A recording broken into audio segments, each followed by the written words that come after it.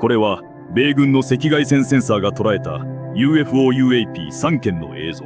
すべて報告したのは、アメリカインド太平洋軍、インドパコム。記録された海域は、東シナ海、黄海、そして広大なインド太平洋。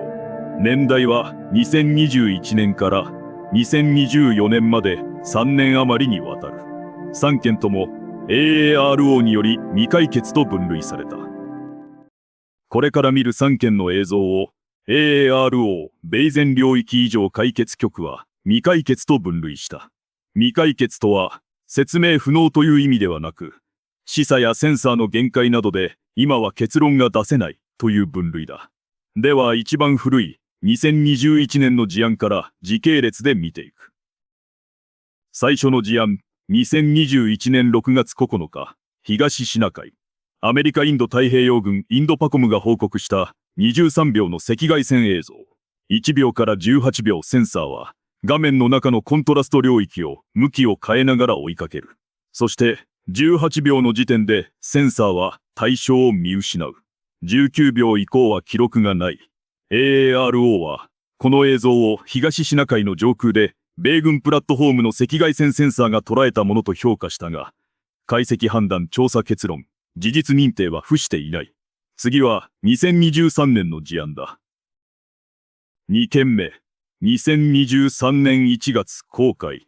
AARO がこの映像につけた公式タイトルは、雲の中の球状の UAP。アメリカインド太平洋軍が報告した1分10秒の赤外線映像だ。0秒から6秒までは記録がない。7秒対象が画面の左から視野に入り、右へと抜けていく。9秒から20秒、センサーは向きを変え、ズーム倍率を何度も切り替える。21秒から31秒コントラスト領域が、再び左から入るが、背景と区別がつかなくなる。32秒から34秒、センサーがズームインすると、領域は再び見分けられるようになる。35秒から52秒、センサーは、領域を左から右へと追いかける。53秒から56秒、センサーがさらにズームすると、領域は画面の下3分の1あたりを横切っていく。57秒以降は記録がない。AARO は公開の上空で捉えられたものと評価している。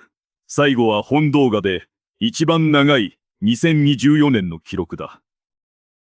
3件目、2024年6月24日、インド太平洋。アメリカインド太平洋軍インドパコムが報告した10分48秒。本動画で一番長い記録だ。この映像は一つの観測を3つのバージョンで見せている。冒頭1秒から4秒、黒い画面に英語の中期が表示される。コールサインによる記録、8倍速形状変化の可能性あり、手ブレ補正済み、と。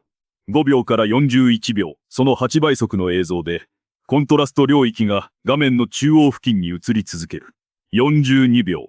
再び黒い画面に、減速度、手ブレ補正、シャープ化、コントラスト強調5分と表示される。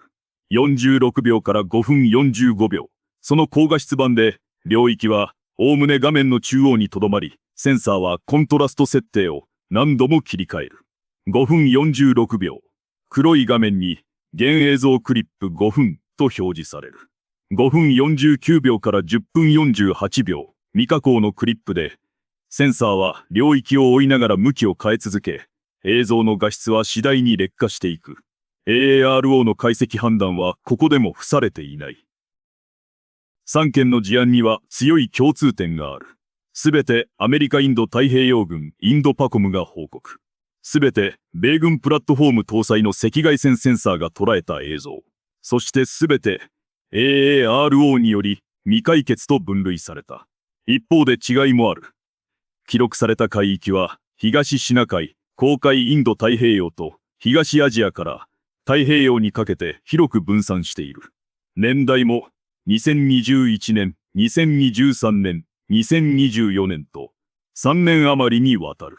短いものは23秒、長いものは10分を超える。記録の密度も様々だ。共通しているのは、いずれの映像でも米軍機のセンサーが対象を視野に捉え、ズームやコントラストの切り替えを行いながら追跡を続けているという点だ。これは対象がセンサーの操作上追跡に値するものとして扱われたことを示している。ただし AARO もインドパコムもこれらが何であったかについては結論を出していない。本リリースは米政府が UAP の生映像を機密解除し、一般に公開した取り組みの一つである。本動画の3件は、機密解除プロジェクトパーシュが2026年リリース02として公開した公式記録だ。現映像と AARO の説明文は war.gov/UFO で閲覧できる。AARO はいずれも正体の結論を出していない。本チャンネルはアメリカ政府が公開した機密解除ファイルを公式記述に忠実に紹介するチャンネルです。今後も世界各地、各年代の事案を取り上げていきます。